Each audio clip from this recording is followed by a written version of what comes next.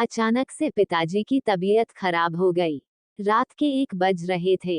बगल वाले कमरे में सो रहे बेटे को इसकी भनक लग गई। वो अपने बाबूजी के सामने खड़ा था। बाबूजी ने उसकी तरफ देखते हुए कहा, इस तरह बेवकूफों की तरह क्या देख रहे हो नालायक? मुझे जल्दी से अस्पताल ले चलो। माँ रोए जा रही थी।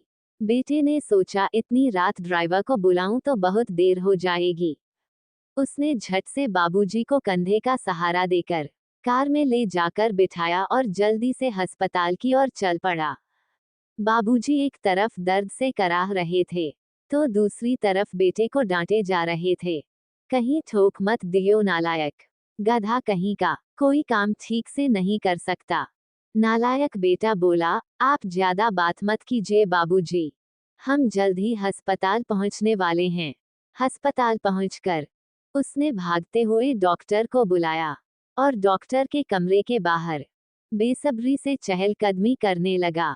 नालायक, गधा, बेवकूफ, आलसी, मंदबुद्धि, पता नहीं और क्या क्या, ऐसे शब्द वो बचपन से ही सुनते आया था।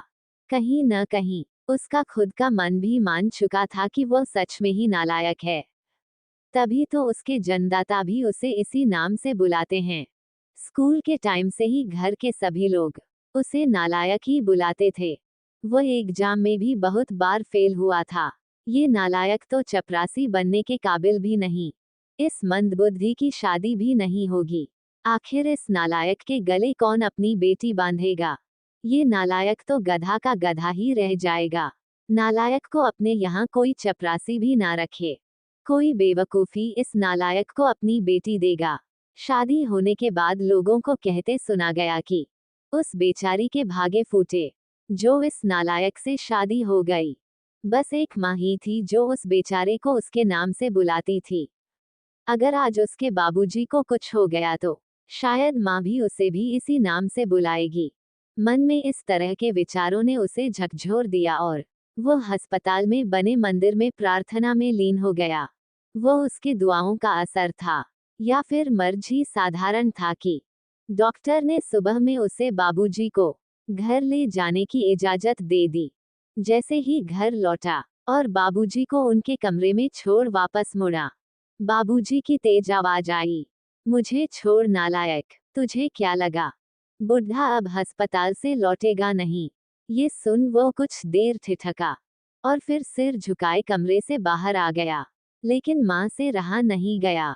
उन्होंने कहा, इतना सब कुछ करता है आपके लिए, फिर भी दिन भर आप उसे नालायक कहते रहते हैं।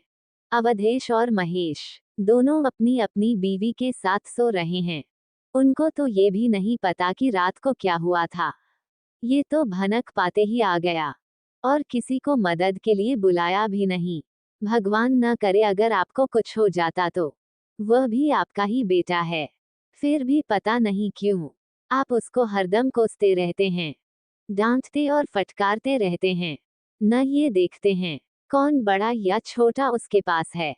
जो मुंह में आता है उसे सुनाते रहते हैं। बाबूजी ने उनकी तरफ आश्चर्य भरी नजरों से देखा। माँ रोए जा रही थी और बोले जा रही थी, आप ही बताइए, क्या कमी है मेरे इस बेटे में? हाँ, पढ़ाई में थोड़ा कमजोर जरूर था, तो क्या सभी एक जैसे होशियार होते हैं?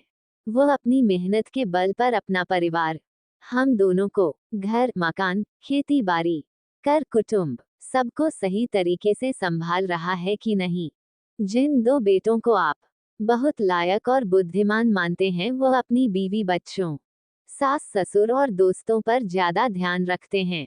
कभी आपका हाल चाल भी नहीं पूछते हैं। और एक आप हैं कि जो कर रहा है उसको ही दिन भर नालायक बुलाते रहते हैं। बाबूजी बोले, अरे पगली, तुम कभी भी मुझे समझ नहीं सकी। तुमने केवल मेरी बातों पर ध्यान दिया है। क्या तुम्हें नहीं लगता है कि एक श्रवण कुमार जैसे बेटा को दिन भर नालायक और गधा बुलाने का मुझे दुख नहीं होता है? उसे गले न लगा पाने का कष्ट हमें नहीं होता है। आस पड़ोस के लोगों के बीच भी मैं अपने बेटा को उल्टा सुनाता रहता हूँ, लेकिन मेरा बेटा है कि पलट के जवाब देना तो दूर, सिर उठाकर मेरी तरफ देखता भी नहीं है। बाहर से जब भी घर आता है तो सबसे पहले मेरे कमरे में झांक कर देख लेता है कि बाबूजी ठीक है ना। क्या मुझे ऐसे बेटे को उल्टा बोलते पीड़ा नहीं होती? होती है भाग्यवान। मेरा दिल पत्थर का नहीं है। मैं भी इंसान ही हूँ। मुझे तो डर इस बात का रहता है कि कहीं मेरा ये बेटा भी उन दोनों की तरह ही लायक न बन जाए। इसलिए मैं उनके मन में कभी यह भाव पैदा नहीं होने दूंगा कि वह परिपक्व है और सबसे लायक है। ये बात सुन माँ चकित रह गई। ये क्या कह रहे हैं? हाँ भाग्यवान, यही सच है। अब तुम इसे मेरा स्वार्थ कहो या कुछ भी। इतना कहते कहते बाबूजी ने अपनी पत्नी के आगे हाथ जोड़ दिए और माफी मांगने लगे। उनकी पत्नी ने उनके हाथों को पकड़ा लिया और वो भी रोने लगी। बोली, मैं आज तक आपको समझ नहीं पाई। मुझे माफ कर दीजिए। दूसरी ओर कमरे के बाहर खड़ा नालायक बेटा बाबूजी द्वारा कहे गए हर वाक्य को सुन रहा था और उसकी आंखों से अश्रुधारा बहती जा रही थी। उसका जी कर रहा था कि दौड़कर बाबूजी के गले से लिपट जाऊं और रोऊं, लेकिन शायद बाबूजी झेप जाते।